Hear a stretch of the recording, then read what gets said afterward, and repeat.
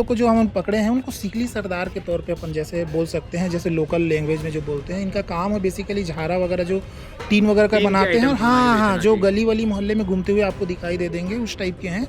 और इनका जो काम था, जो चोरी का तरीका जो पूछने से सब पता चल रहा है, ये छोटी मोटी चोरियां अंजाम देते थे। 6 महीने पुरानी चोरी का खुलासा आज दुर्ग पुलिस ने किया है। दरअसल आपको बता दूं, मोहन नगर थाना क्षेत्र का पूरा मामला है, जहां 22 तोला सोना मामा भांजा ने मिलकर उड़ा लिया।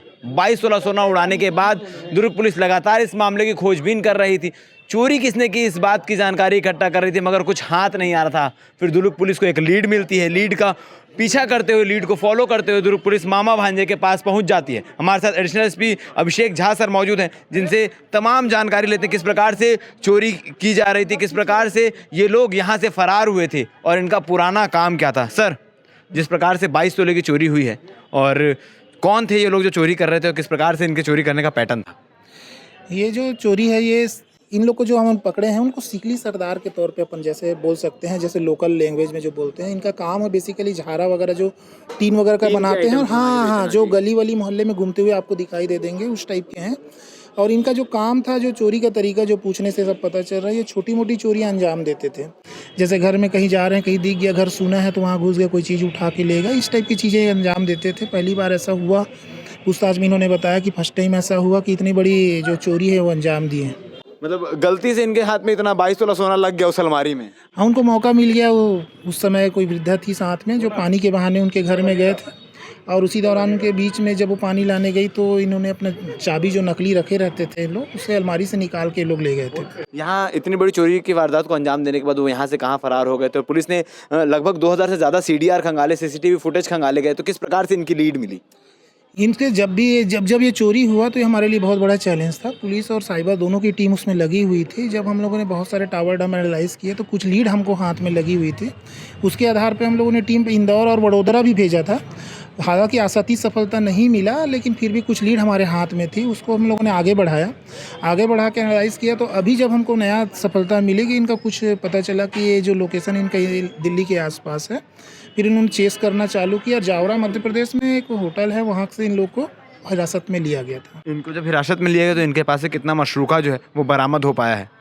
इनके पास से 11.67 तोला, जिसको 116.70 ग्राम ग्राम सोना बोल सकते हैं, और जिसका मार्केट वैल्यू 8,70,000 रुपये का है, वो अभी हमने रिकवर किया है। मतलब लगभग की चोरी जो हुई थी वो 16 लाख के आसपास की चोरी थी, 15-16 लाख की, क्योंकि 22 तोला था, उसमें से 11 लाख साढ़े ग्यारह तोला बरामद हो चुका है। 54% रिकवरी हो चुकी है इस मामले में। हाँ, बाकी का जो है उनसे पूछताछ से पता चला कि वो कोई जीवन सोनी था, उसको सामान बेचे थे, तो ऑलरेडी हमारे मामले में उनको आरोपी बनाया गया है।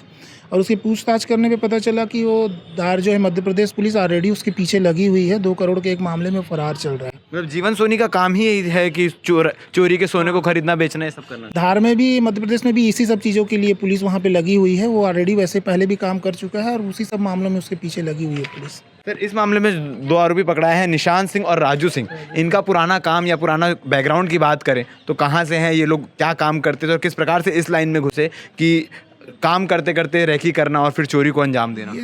ये सिंघार के हैं, धार वहीं पड़ता है और वो उसी गांव से संबंधित हैं। ये लोग का काम बेसिकली, इन लोग पूरे गांव में सब यही काम करते हैं, जो डुप्लीकेट चाबी, ताला बनाना, और साथ ही जो कुछ जो बदमाश किस्म के लोग हैं वहाँ पे तलवार और ये सब चीज़ें भी बनाते हैं। वहाँ पे कट्टा वट्टा टाइप की चीज़ें भी बनती है। तो इस तरह से देखा जाए तो इनका जो बैकग्राउंड, जो अवैधानिक तरीके से काम करने में इन लोग पहले से वहाँ पे पूरे जो उस बस्ती के लोग ही सब में शामिल हुए हैं। तो अभी जो इनसे पूछताछ में बताया गया कि पहले एक जो व्यक्ति है इसमें से कोई राजू निशांत जो है, वो पहले एक ढाबा का काम करता था। ढाबा उसका टूट गया। ढाबा टूटने के बाद वो इस रास्ते में आया और ये काम करना चालू कर दिया। सर, पुलिस लगातार सर्च ऑपरेशन भी चला रही है, जिसके तहत जो दूसरे प्रदेश से लोग आ रहे हैं उनकी मुसाफरी दर्ज करानी रहती है, जो नहीं कराए उस पर भी कार्रवाई चल रही है। तो क्या उस दौरान इस प्रकार के कोई लोग सामने आए हैं अब तक कि जो दूसरे प्रदेश से आकर यहाँ काम करने के बहाने कुछ असामाजिक गतिविधियों को अंजाम दे रहे हो?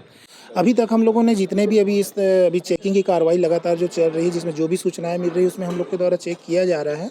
तो अभी तक के जितने भी हुए हैं उसमें से जो भी अगर नहीं है दस्तावेज, तो उन पर प्रतिबंधात्मक कार्रवाई करके उनके ऊपर कार्रवाई की जा रही है। जो भी अगर नहीं दिए हैं सूचना तो उनको बाकायदा सभी दस्तावेज लेके बुलाया जा रहा है थाने में और उनकी बाकायदा वेरिफिकेशन की जा रही है। अभी टोटल डिटेल आने पे आगे की बात बताया जाता है। तो इस प्रकार से जो मामा भांजा थे, ये मोहन नगर थाना क्षेत्र अंतर्गत 22 तोला सोना उड़ा ले गए। छोटी छोटी चोरियों को अंजाम देने वाले मामा भांजा के हाथ अचानक 22 तोला सोना लग जाता है, जिसको लेकर वो फरार हो जाते हैं। फरार होने के बाद एक और आरोपी का नाम निकलकर सामने आया, जिससे ये चुराए हुए सोने को बेचा करते थे। और उसके खिलाफ आपको बता दूं कि मध्य प्रदेश में 2 करोड़ के इसी प्रकार के चोरी के सोने को खरीदने बेचने का मामला दर्ज है, और जो लगातार इस प्रकार की चीज़ों को अंजाम दे रहा है। हमारे साथ बन रही है, बाकी अपडेट क्या होगा और प्रेस कॉन्फ्रेंस में आज क्या कुछ हुआ, पल पल की अपडेट के लिए भिलाई टाइम्स के चैनल को सब्सक्राइब करें। धन्यवाद।